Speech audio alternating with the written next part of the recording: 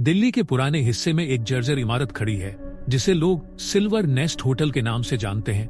बाहर से देखने पर यह बस एक साधारण पुराना होटल लगता है, लेकिन लोकल लोग इसके आखिरी कमरे नंबर 27 के बारे में फुसफुसाकर बात करते हैं। कहते हैं कि जो भी उस कमरे में रात बिताता है सुबह कभी बाहर नहीं आता। ये अफवाह इतनी गहरी हो चुकी है कि होटल स्टाफ ने उस कमरे को सील कर रखा है, लेकिन डर की कहानियां दीवारों से रिसकर हर गली तक पहुंच चुकी है। कहानी शुरू होती है आर्यन से, जो एक ट्रैवल व्लॉगर है और हॉरर लोकेशंस पर वीडियो बनाता है। उसके चैनल पर लाखों फॉलोअर्स हैं, लेकिन उसकी ख्वाहिश थी कि वो एक ऐसी कहानी शूट करे जो उसके ऑडियंस को हिला दे। जब उसने होटल सिल्वर नेस्ट और कमरे नंबर 27 के बारे में सुना तो उसे यह बस एक और शहरी दंतकथा लगी। वह दिल्ली आया, होटल में गया और मैनेजर से कहा, मुझे वही कमरा चाहिए जिसके बारे में लोग कहते हैं कि डरावना है। मैनेजर के चेहरे का रंग उड़ गया। उसने कहा, साहब वो कमरा बंद है, वहां कोई नहीं रुकता। लेकिन आर्यन ने जिद पकड़ ली। उसने पैसे दोगुने दिए और कहा, मुझे एक्सपोज करना है कि यह सब झूठ है। डर और लालच के बीच मैनेजर ने चाबी उसके हाथ में थमा दी। कमरे का दरवाजा खोलते ही एक बासी सीलन की गंध उसके चेहरे पर पड़ी। कमरे में पुराने फर्नीचर, पीली पड़ी दीवारें और एक अजीब सी नमी थी। आर्यन ने हंसकर कैमरा ऑन किया और बोला, दोस्तों, आज की रात हम इस कुख्यात रूम 27 में गुजारेंगे। देखते हैं असली में क्या होता है। उसने हर कोना रिकॉर्ड किया। आधी रात को उसने कैमरे के सामने मजाक में कहा, अगर यहाँ भूत है तो भाई कुछ तो साइन दे। जैसे ही उसने यह कहा, लाइट्स एकदम से फ्लिकर हुई और कमरे की बाईं दीवार पर हल्की सी थाप की आवाज आई, जैसे कोई अंदर से खटखटा रहा हो। आर्यन हंसते हुए बोला, वाह, अच्छा सेटअप है। उसने कैमरा ऑफ किया और सोने चला गया। लेकिन रात के 3:15 पर उसकी नींद अचानक टूटी।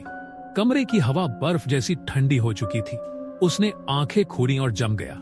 दीवार पर खून से कुछ लिखा हुआ था। उसने टॉर्च की रोशनी डाली और देखा कि वहां उसका नाम लिखा था और उसके नीचे एक लाइन, अब तू भी इस दीवार का हिस्सा बनेगा। आर्यन के हाथ पांव कांपने लगे। वो दरवाजे की तरफ भागा, लेकिन दरवाजा अब लकड़ी का नहीं था। वो भी उसी ठंडी सीलन भरी दीवार में बदल चुका था। उसने पूरी ताकत से धक्का मारा, लेकिन दीवार ने जैसे उसके हाथों को अपने अंदर खींचना शुरू कर दिया। उसके चारों ओर से फुसफुसाहटें आने लगी। एक और। उसने चीखने की कोशिश की, लेकिन उसकी आवाज गले में अटक गई। सुबह होटल का स्टाफ आया तो कमरा खाली था, लेकिन कमरे की बाईं दीवार पर एक नया चेहरा उभर आया था, आर्यन का। उसकी आंखें हमेशा के लिए डर में जमी हुई थी। मैनेजर ने कांपते हुए कमरे को फिर से सील कर दिया। लेकिन उस रात होटल के गार्ड ने कहा कि उसने दीवार से किसी के हाथ बाहर निकलने की कोशिश करते देखे। दीवारें जिंदा थी। होटल का इतिहास और भी भयानक है। कहते हैं यह इमारत 1920 के दशक में बनी थी। उस समय यहाँ एक अमीर ठेकेदार रहा करता था, जिसने मजदूरों से बिना पैसे दिए होटल बनवाया। मजदूरों ने विरोध किया तो उसे डर था कि वो लोग काम रोक देंगे। उसने कमरे नंबर 27 में 20 मजदूरों को बंद करके जिंदा दीवार में चुनवा दिया। उनकी चीखें, उनका गुस्सा और उनका दर्द उस कमरे की दीवारों में हमेशा के लिए कैद हो गया। तभी से कहते हैं कि वो कमरा इंसान नहीं, बल्कि एक जिंदा चीज है। जो भी उसमें जाता है वो उसी का हिस्सा बन जाता है। आर्यन का कैमरा कभी नहीं मिला, लेकिन हफ्ते बाद होटल के स्टाफ ने कहा कि कमरे से हल्की सी रिकॉर्डिंग की आवाज आती है। दोस्तों, आज की रात हम इस कुख्यात रूम 27 में, और फिर दीवार से एक धीमी कराह सुनाई देती है। कहते हैं अगर तुम उस होटल में जाओ और गलती से उस कमरे के पास रात में रुक जाओ तो तुम्हें दीवार से किसी की सांस लेने की आवाज सुनाई देगी।